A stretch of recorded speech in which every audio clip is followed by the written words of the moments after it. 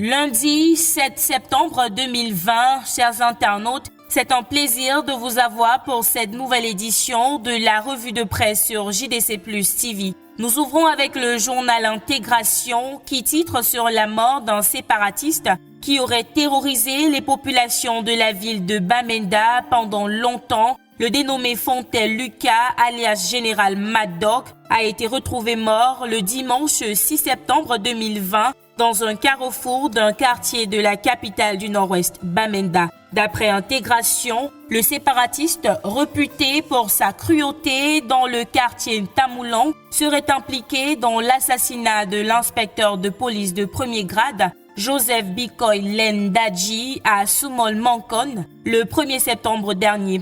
Il est également soupçonné d'être un acteur de premier rôle dans le braquage d'un établissement de microfinance il y a environ 2 semaines à Sonak Street.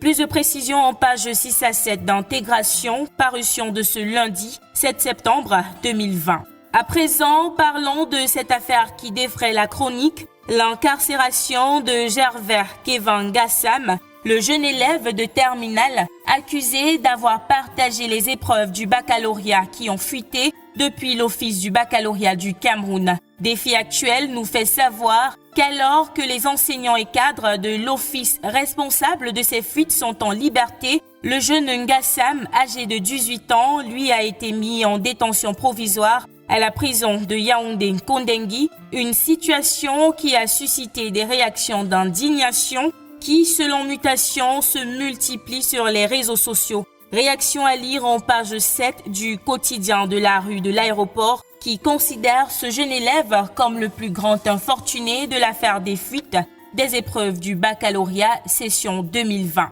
Cette information est reprise par le quotidien Le Jour qui relaie les réactions des hommes politiques, des célébrités de la musique ainsi que des footballeurs qui tous s'indignent contre l'arrestation du jeune élève de 18 ans. Loin de l'affaire Kevin Gassam, parlons du péril des populations de la région de l'extrême nord face aux inondations causées par des pluies diluviennes qui s'abattent sur cette région depuis des semaines. Le quotidien bleu est allé à la rencontre des populations qui sont sans recours devant les dégâts de ces pluies incessantes. Il vous propose tout un dossier à ce sujet en pages 2 à 3 de son édition de ce lundi.